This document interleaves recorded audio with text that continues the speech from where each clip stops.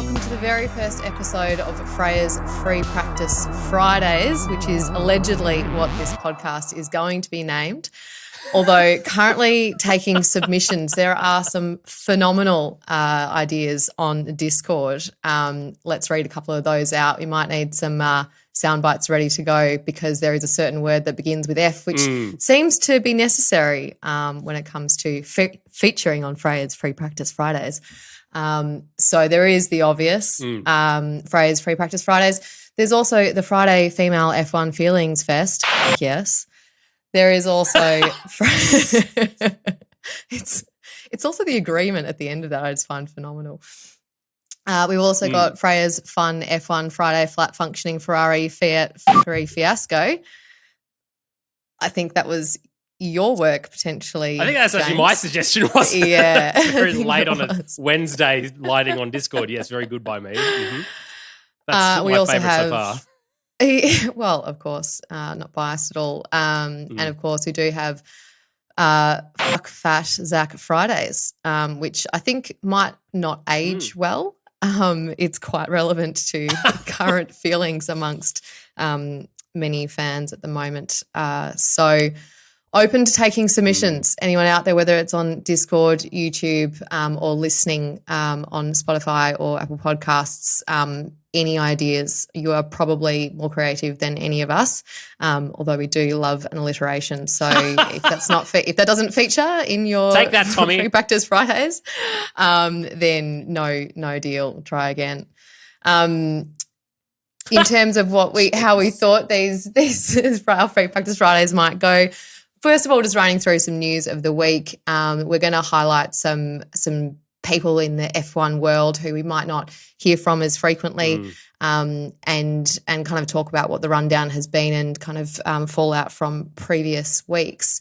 So starting with that news of the week, Oscar Piastri, the news is that there's no news. Did you think we'd have an outcome by now, James?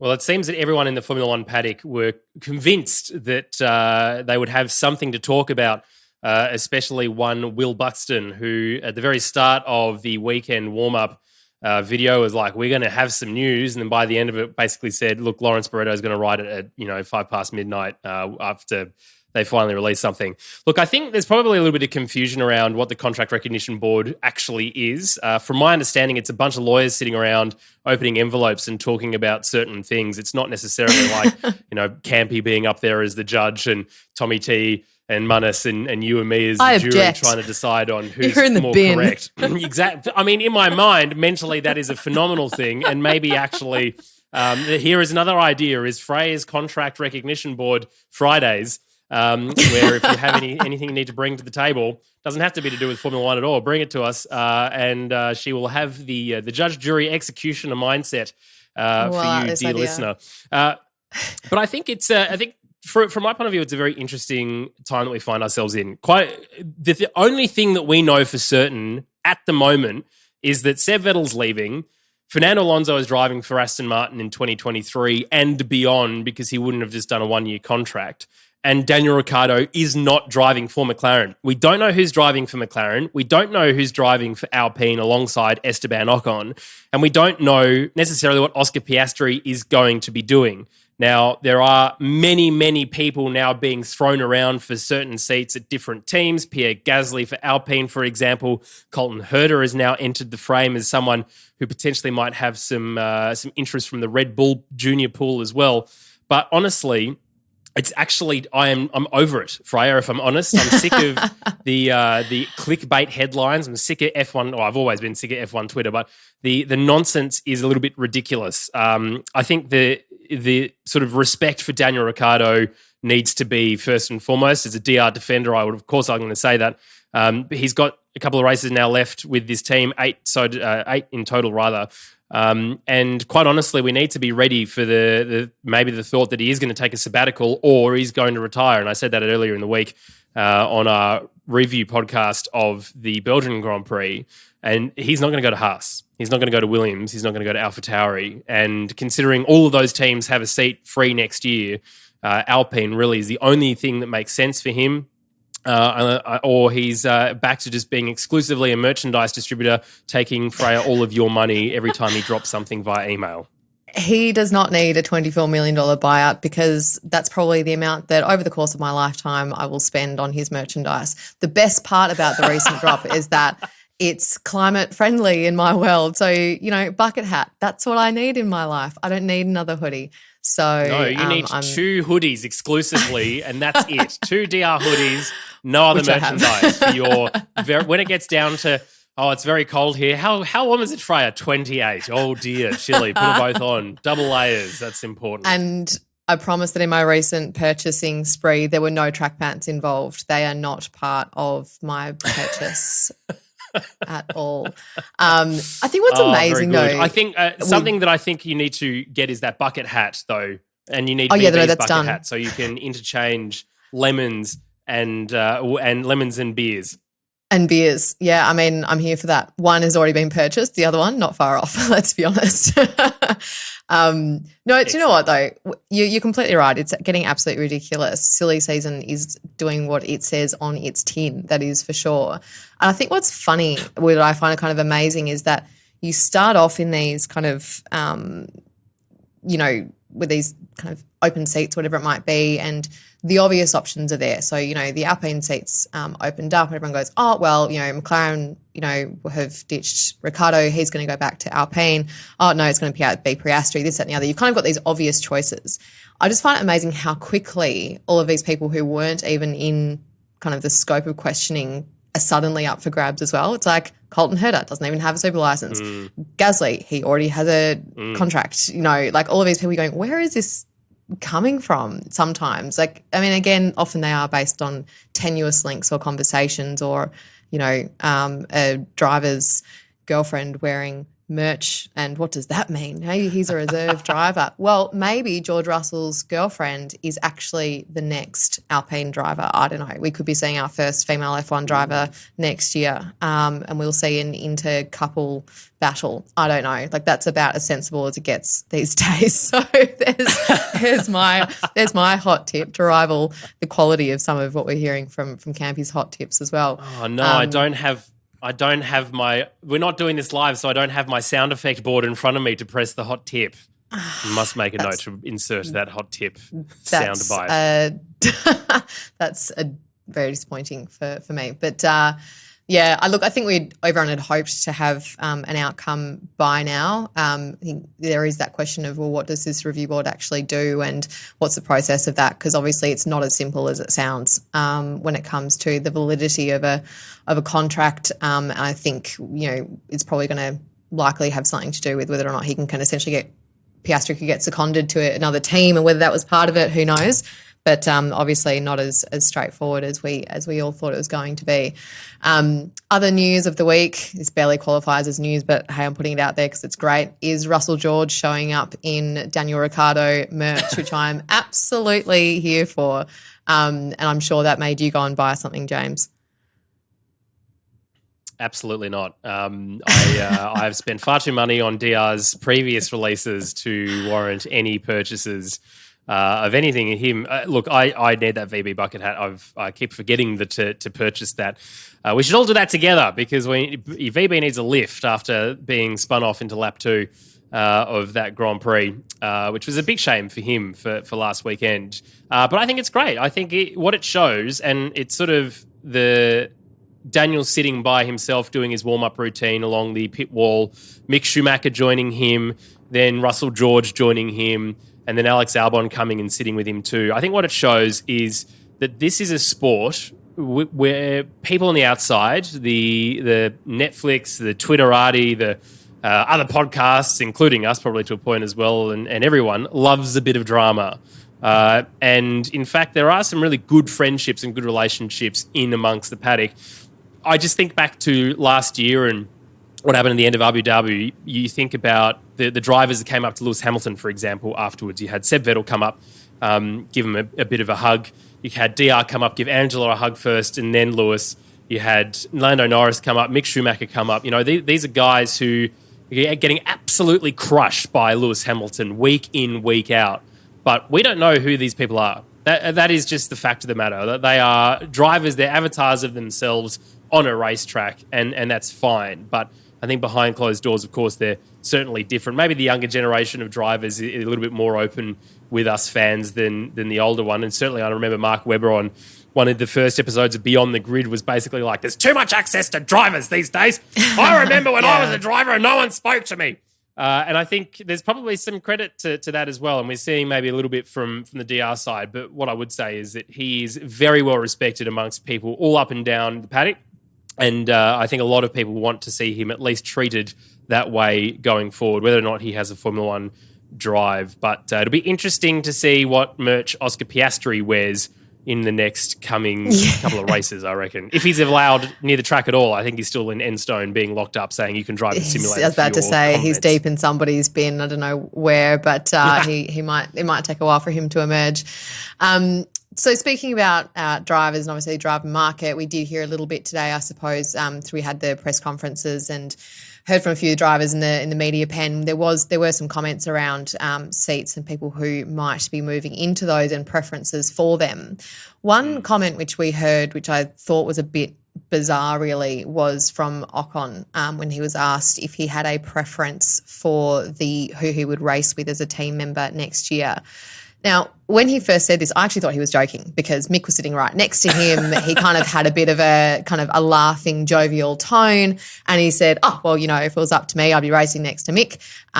He's, shown that he can perform. It's really hard because his car has, been on the back foot, and but he's shown that he's really capable and he's a really nice guy." And then suddenly, just the way he was talking, I was like, "Oh, this guy is serious. He's for real. He's." For some reason, thinking that he doesn't need to do what every other driver who has an open seat next to them is doing by saying, I don't know, I'm just here to race cars. That's the team's decision. Maybe ask, our team principal later. I'm just here focusing on my own race and I look forward to whoever my new teammate is and coming up with some, equally diplomatic response. I suppose I just thought that was a bit of a bizarre comment, which, like I said, at first I thought was a bit of a kind of, elbow in the ribs as they were in the press conference this afternoon. But what were your thoughts? Yeah, it's interesting. It's not the first time that he said that in the last week or so. There's other news articles ahead of Belgium where he said similar things. Look, I think it's a good point in terms of seeing how the other drivers are speaking about their empty seats. K-Mag is just busy having the best beard in Formula One and haircut. Well, no, it's not a lie. It's a lie. Carlos Sainz is. How dare I? He's about to say incorrect. There is a very clear number one in the bin. Haircut. Yeah, exactly. Yes, very true. But we'll talk a little bit in a bit about Alex Albon. But these guys are not, even Lando Norris, they're not talking about who they think should be in that seat.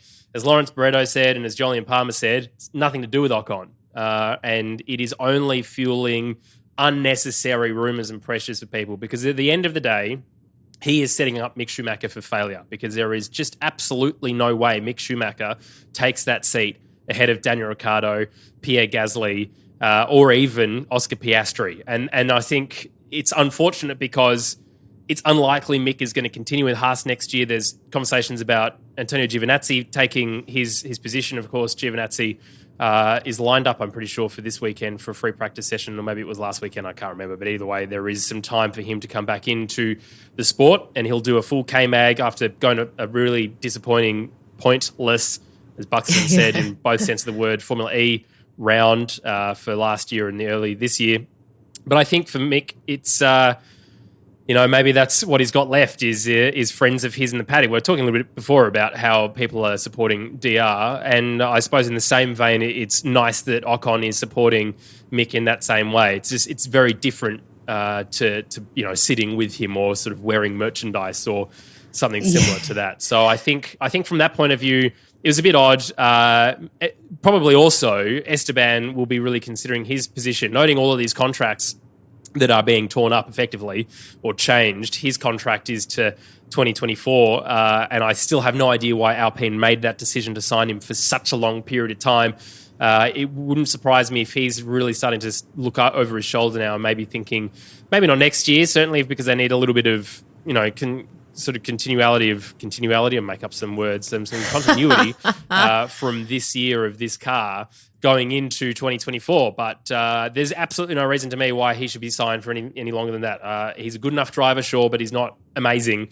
And when you've got other drivers in the market who are younger and coming up, for me, I think it's a bit stupid to start putting people in seats. So I think in both senses of that word, for him to be talking about Mick coming in, silly. For him, his own self to not be focusing on how to approach this as a team, silly too, because he's going to look like an idiot if Oscar Piastri ends up next to him next year.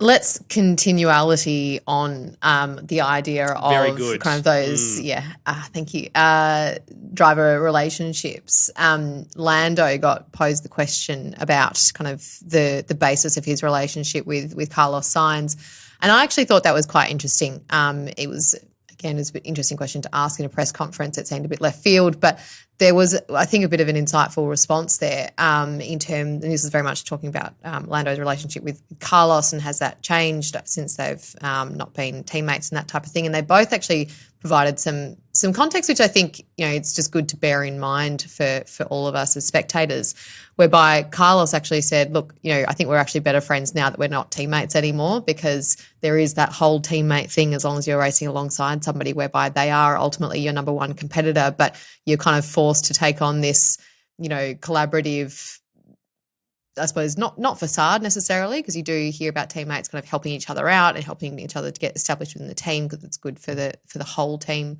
as opposed to just the individual racer. But he also, Lando, in answering that question, kind of he raised the topic of Daniel in terms of saying, look, we've got a perfectly sound friendship. For some reason, people think that we don't. He's a bit older. He's got different interests outside of F1, and that's okay. And I didn't mind kind of what he said in response to that. Like, he obviously answered the question, but again, it just did really highlight how much of our opinions are so easily kind of guided by what we got by shown on, whether it's not so much Drive to Survive, because I think everyone can recognise how dramatised that is, but just the general kind of social media and just what is available to us. So I thought that was just a little bit of an interesting tidbit as we kind of, build our opinions on the various drivers. Also for Carlos, he made an interesting point, which does kind of get us talking about the weekend coming up when it comes to their competitiveness against Red Bull. So this is obviously in the context of Ferrari kind of being nothing short of attacked every weekend when they continue to make what would appear to be poor strategy decisions in particular. But Carlos kind of said, we seem to have really short memories in Formula One. It was only in France that I was overtaking Perez. And we made, actually, Carlos, the team kind of saying, actually we made really good decisions last weekend in terms of the tyres that we started on, when we decided to pit, all of this type of thing. And we're not getting praised for that. We're only picking up on the interesting decision when it comes to when it comes to Charles pitting to try and take the fastest lap. Do you think we do that? Do you think we have short memories in F1 and we're too quick to count all of the mistakes and not highlight the successes? I can already hear Failing Jester picking me up again for being too PR biased. But yes, we are absolutely very good at forgetting exactly what happened and what kind of drivers people have been previously in previous years, but let alone earlier races. And I think that goes the same, I think, for the people who are really sort of against Lando Norris in a lot of ways. They forget that, the Imola podium this year, that was still something that happened this year for McLaren. That is an absolute joke of a car. He still managed to get up there. So not a funny one either. No, we absolutely have narratives that suit ourselves. But I think the interesting thing is looking at how certain drivers get, I was going to make up my own word again. The narrative that stretches the whole year, right? So Max and Lewis, championship battle, Charles Leclerc, championship battle, from early on in the year. That seems to be the constant theme across many different platforms for the whole year. Drivers like Daniel and Carlos and Seb and Fernando and Lando and a few others who maybe aren't necessarily selling headlines and big papers for those kind of, Max is, this far ahead now in the championship. only the news cycle for them seems to be within 1 or 2 races, and we move on and forget about stuff that happens. I think it's pretty clear that Daniel had a better grasp of this car in Barcelona. He was sick in Bahrain, so he couldn't do the testing, but it had a much better grasp of this car than Lando did, for example. And so in both senses, you could say, well, Daniel got to grips very quickly with it, but Lando's then significantly improved over the year with it too. So there's 2 positives there, but we only really look at the negatives from a media spin point of view. And I think it's interesting with Carlos. It's very unfair. Obviously, having the best hair in the business helps for a lot of things, and having one of the best fathers in the business standing at the back of the pit garage, also looking equally handsome with equally great hair, I think is, for whatever reason, no one takes him seriously. And I don't understand that with Carlos Sainz. He comes from motorsport royalty. It's not the same as Verstappen. It's not the same as Schumacher and others. It's very bizarre to me. And I don't know if that's because it's an off-road, WRC thing to F1 thing, and people aren't maybe as there as so much. But by all accounts, this guy is working exceptionally hard with Ferrari, in a team that doesn't even know how to be a Formula One team, calling the shots in the cockpit as he's driving around the car. To be able to have to defend himself in a press conference, I think, is a bit ridiculous. So I think for Carlos Sainz, he's doing everything he needs to for this year. It just seems to be that this narrative seems to be very against him most of the time. And when he has a good performance, gets pole in Silverstone, gets his first win, there's an uptick. But then we look at, Zhou Guan Yu's crash, and we look at George Russell's incident with Pierre Gasly, more so than talking about how good it was for Carlos Sainz. So I think it's an interesting news cycle for these other drivers that maybe aren't Charles Leclerc, Max Verstappen and Lewis Hamilton. Yeah, it's interesting. It's when he has those successes, they seem to be written off almost as flukes. It's as though that isn't kind of the feature of his performance, but actually he's been quite a consistent performer, especially when he has the car to do it. So hopefully, it's his birthday today, so hopefully he has a good outcome this weekend. Unlike VB's birthday outcome, he will be after a clean race this weekend. He was on the podium here last year, obviously in a different car. What do you think we can hope for when it comes to Alfa Romeos this weekend? Absolutely nothing. I think we can hope absolutely nothing for anyone except for Red Bull, to be honest. Red Bull are Alfa Romeo will be lapped by Max Verstappen at lap 10, along with the rest of the field. There is a lot of, I don't know, it seems for Alfa Romeo, in an honest answer, Alfa Romeo don't seem to be having a lot of luck recently. And one of the things that was an interesting comment by Lawrence Barretto, he said that it seems that Zhou Guan Yu is getting better, and almost Valtteri Bottas is maybe not getting worse, but not necessarily, maintaining that level of consistency that we saw in Mercedes or certainly saw at the very beginning of the year. So maybe it's VB getting worse and Zhou not doing a hell of a lot more than what he's currently been doing in his rookie year, although potentially enough to be re-signed to Alfa Romeo. There is an empty seat next to VB, of course, for next year as well. I didn't mention that earlier, but it seems by all accounts that Zhou will go there again. But I think for Alfa Romeo, they just need to get it together. Whether or not, though, however, they're really looking at this Audi potential purchase down the future. Who knows? I mean, Audi now being obviously announcing they're joining as a engine manufacturer. To me, the next logical step is for them to buy Sauber. Alfa Romeo departs the Sauber contract next year, I believe. So who knows? There could be an Audi buyout of that team sooner rather than later. So they might not be so focused on the here and now, which might be disappointing for VB and for Zhou, but maybe they're looking further ahead. I think that kind of investment from someone like Audi, I mean, these guys have their own wind tunnel, for example. McLaren don't have their own wind tunnel, and that shows. But, they do, and the Ferrari power unit is a good one. But if Audi are going to come in and build their own and they turn it into a works team, then potentially Sauber is sort of riding off the next couple of years and looking ahead. But, hopefully VB has more than one lap this time. Yeah, I mean, that would be an improvement on last weekend. So let's go with that. More than one lap. That's our hope for VP this weekend. No, I'm hoping that he does have a better demonstration. Like you said, it's hard to tell sometimes when you've got those two drivers next to each other who's getting better, who's doing worse, who's the same. It's like when you're sitting in the car and you see the other car moving next to you. I'm like, am I going backwards or are they? I can't see what's going on here. I'm sorry. I've been very distracted by my telephone, and the reason for that is Tommy T has just sent me through the cover artwork for Campy's Bin for the episode that will come out on Sunday. And his message... Tell me it's a video of Campy swimming in a bin. This is also going to become a fitness podcast, by the way. Yeah. Well, Campy's having a rave in the middle of the pool. I think that's what we took it out as. He's not swimming. He's just having some kind of arm and body movement. TT says, my goal for this is for you to laugh out mid Freya's pod. Well, I've done that because it's ridiculous. Oh, I think he's going to be the next Oracle. Ridiculous. I'll hand over the crystal ball to Tommy. This is ridiculous. That's very good. Listen, you're going to have to wait till Sunday to do that. I'm not going to show you on this because it's very good. Freya, I'll show you afterwards. Thanks, Tommy, for distracting me. All right. On that, yep, thanks, Tommy. Just ruining podcasts that you're not even here for. That's great. And the Lakeside Driveway entirely.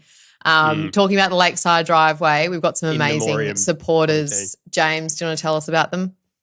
Yeah, Patreon is something we set up last week, and as I mentioned in the last podcast, there is not going to be any content that you won't see. We will do some behind the scenes videos and some thank you videos directly to you if you support us through Patreon as a direct thank you. And you can also join a very specific Discord channel within our Discord server that's for patrons only, and all of us hosts will be more active in there than we will be on the main channel.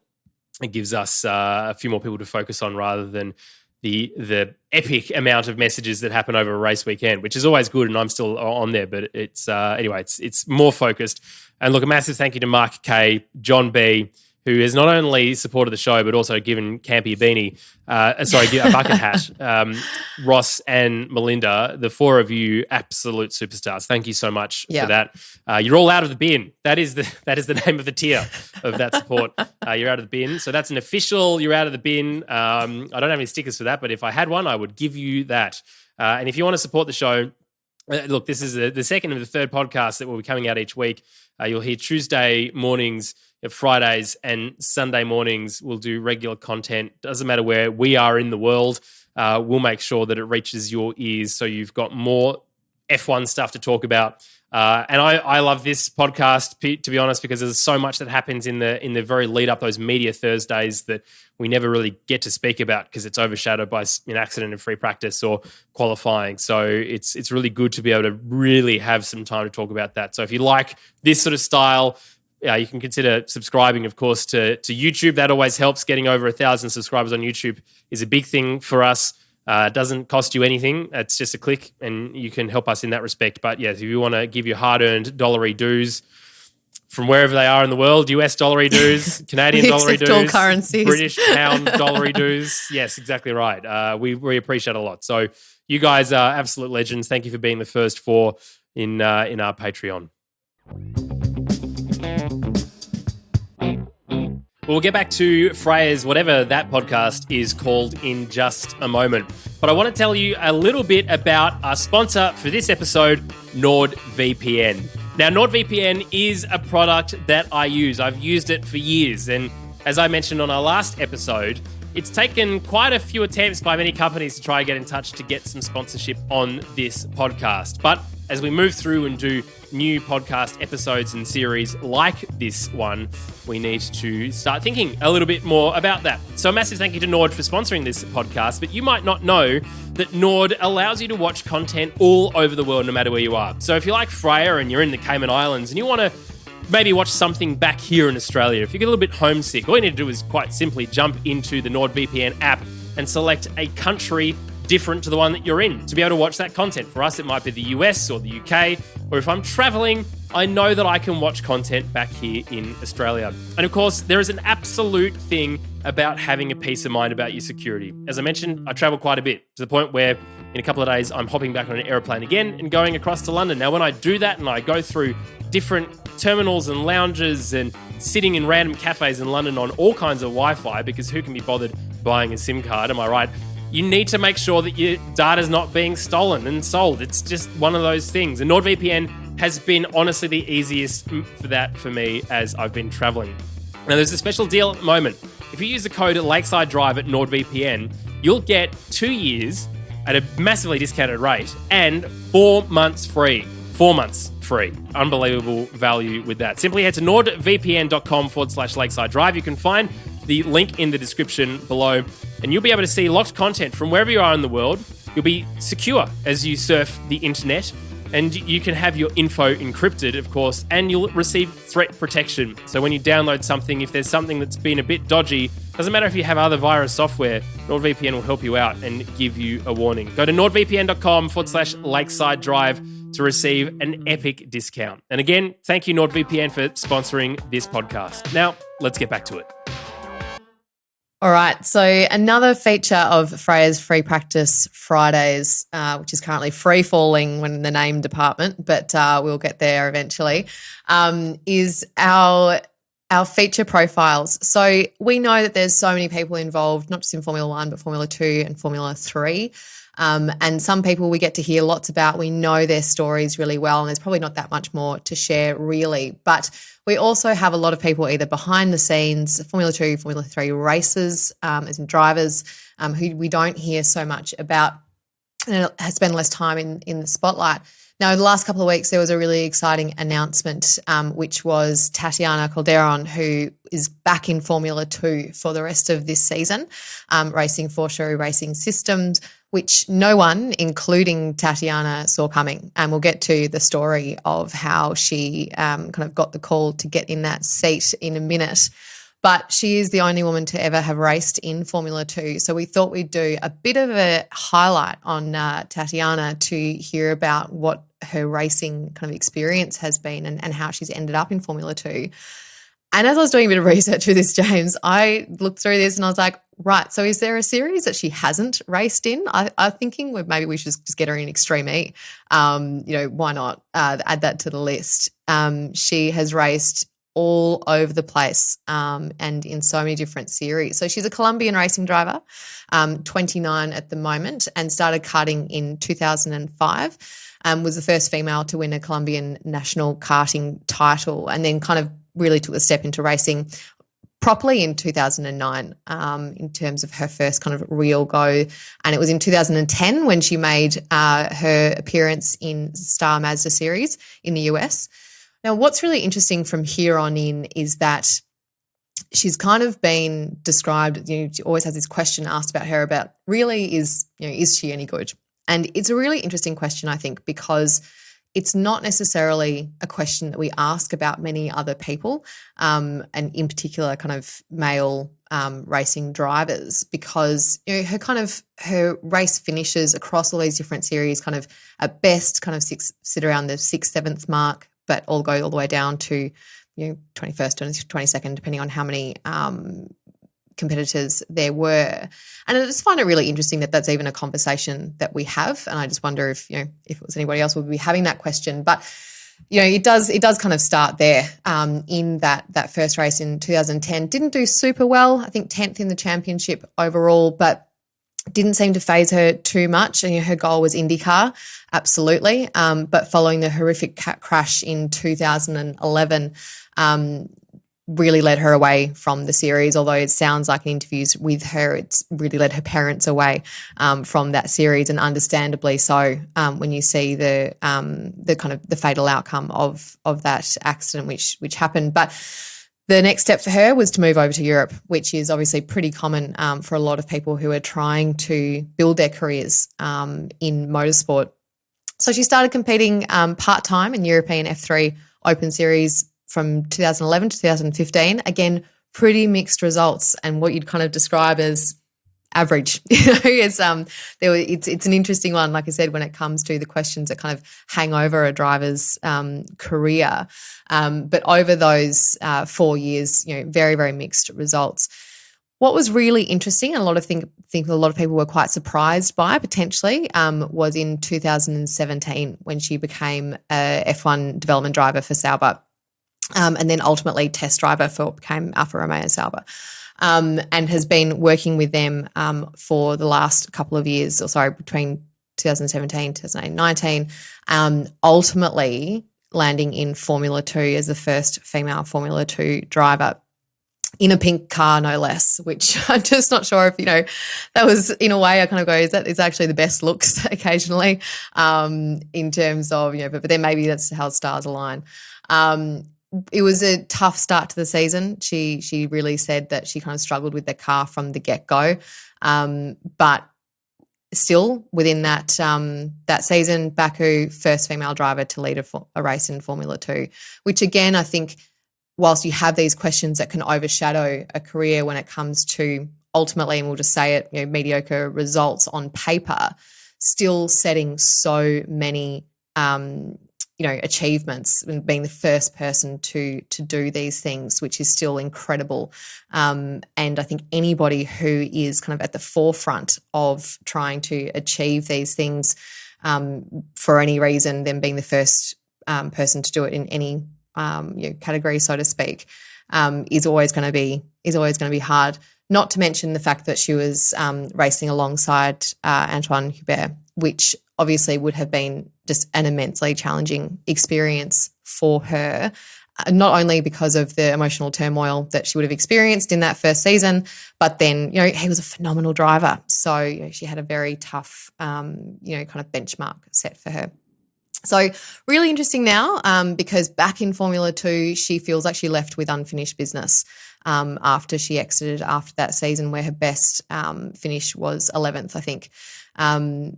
She exited Formula 2 at the end of 2019. And again, we just add to that list of series. There's so many in terms of where she's competed. So 2021, 2020, 24-hour Le Mans, Super Formula, Le Mans Series, amongst many others. And now fast forward to 2022, and obviously something changed there, and she did end up in IndyCar, which is, I think, just interesting after you've kind of moved away from that series. But, she's obviously maintained that passion or that desire, and that goal, I would say, really stuck with her to race in IndyCar, which leads us to how she found out about her call up to Formula 2 in this season. So she said that she was at home in Colombia, was in tears because they hadn't been able to confirm sponsorship for IndyCar for the last 2 rounds in September. So she was thinking, that's it, I'm not racing for the next 6 months at best, kind of thing. And basically got a call as they were trying to plan out, what her options were. Perhaps you should just be in Europe. Just this is where you need to be. Got on a plane as soon as she could, and sure enough, the Tuesday after arriving, she got a call up and went for a seat fitting the next day.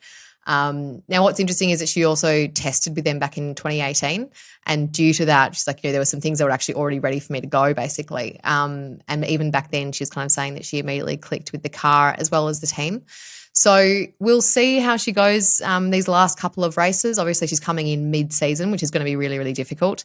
That's difficult in any kind of team environment in particular, but also going back into a racing series that has changed massively since she was last there as well. She's never raced in the cars with these tyres, and it's going to be very different for her. So it wasn't a super inspiring kind of performance in Spa. She finished in 18th in the feature race, but again, coming in mid-season, never driven with those bigger tyres, it's going to be difficult for her. And she'll benefit from having a few races in close succession, I think, just to come to terms with the car, with the team, and all of those things. What I hope, though, is that is enough to kind of gather a little bit of momentum and then potentially get some solid performances towards the end of the season and see where she goes for next year. But I think what's going to be difficult, and she talks about this openly, and I know she's been mentored by Susie Wolff as well throughout her now quite extensive, general racing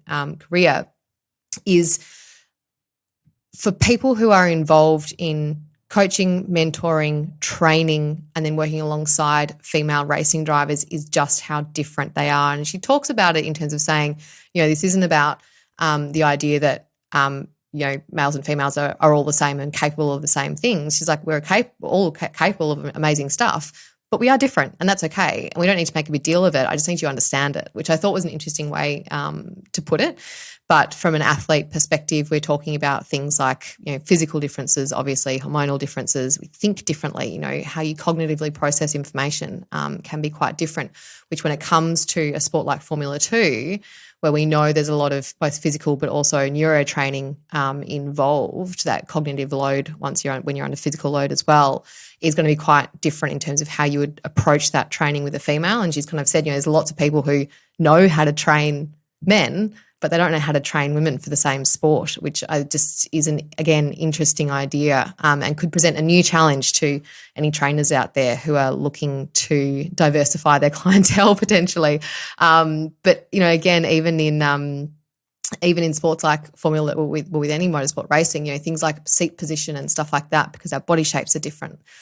Calf fittings and being in the right position, because we tend to have longer legs, men tend to have longer torsos, and actually making sure that you are in an optimal position when it comes to position in the car. So that's going to be an interesting challenge for her, and for hopefully for any other successors who come into the sport at this level. I think the last thing, of course, which we do talk about though, is going to be the fact that she's going to have to work a million times harder just to justify being there. Anybody else who kind of sits in 10th, there's just not really those questions asked. They'll say, okay, well, they're probably not going to be a Formula One driver, but they're obviously very talented and they are where they are.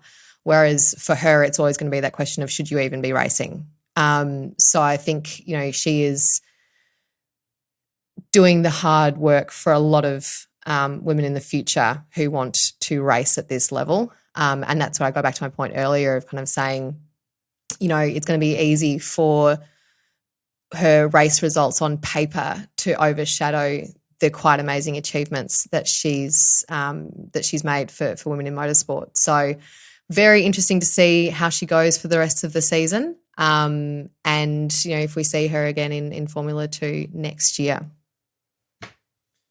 I think one of the disappointing things, as you mentioned, is that she has to justify herself. For my mind, the team should be justifying why they're so rubbish. They're not performing. They're not delivering a car that is going to allow her to shine. If she was driving Oscar Piastri's 2021 Formula 2 car, or driving Jack Doohan's car now, there'd be a completely different kind of conversation. A lot of these cars are very similar, yes, but there are better cars in Formula 2 than other teams, better cars in Formula 3 than other teams too. I mean, Prema Art Grand Prix is currently in the lead at the moment. These are the names that, Virtuosi Racing, the names that you think of when you think of Formula 2 and 3, and the team that she's entering this, I couldn't even tell you what it's called off the top of my head. The team that she's entering in the second rather of 4 races is going to be, unable to deliver her something that's going to be fast enough. Of course, the drivers around her have had a full season, but as you said, Freya, it's good for her though to get in the triple header right in the smack bang in the middle of the season before they head to Yas Marina at the end of the season. Be a very big break for her as well between that time. So, yeah, interesting to see how she goes. And I don't think, it's 18th wasn't really indicative of her pace. It's the first time that she's been in this car for the race weekend. So hopefully this track at Zandvoort is good for a Formula 2 car. I'm already bored thinking about Formula 1 for this circuit, but hopefully F2 it's a little bit more interesting. Absolutely. All right, let's talk about this weekend and predictions. And I'm going to go first because it's my podcast and I can do what I want. So thinking about this week, obviously Spa, such a different circuit. Spa, we have those really high-speed straights. It's very realistic to see lots of overtaking, which we did last weekend. Zandvoort is basically the opposite. It's narrow, it's high downforce. Passing is going to be difficult. Maybe not as difficult as it has been in previous years because of the new cars, but difficult nonetheless. Shorter front straight. Red Bull won't have quite as much of an advantage, I don't think, in comparison to last week. But also shorter laps, so perhaps the differences won't be as massive. Even if there is a big gap there, we just won't see it in terms of track times. But it's also a track that's pretty tough on the tyres, partially because of the banking, which I'm just really excited about. I love that shot where you get the cars exiting pit lane and you get the other ones who are still on the track absolutely flying around that last corner. It's just a phenomenal shot, which I am excited to see. I only need to see it once, but that'll be good. And generally speaking, Red Bull have been a bit better on tyre degradations than Ferrari. So qualifying is going to be important. So thinking about who's good at qualifying with that in mind. My podium predictions is going to be Max because I think boring, but that's just what's going to happen. I think we'll see Charles back up there.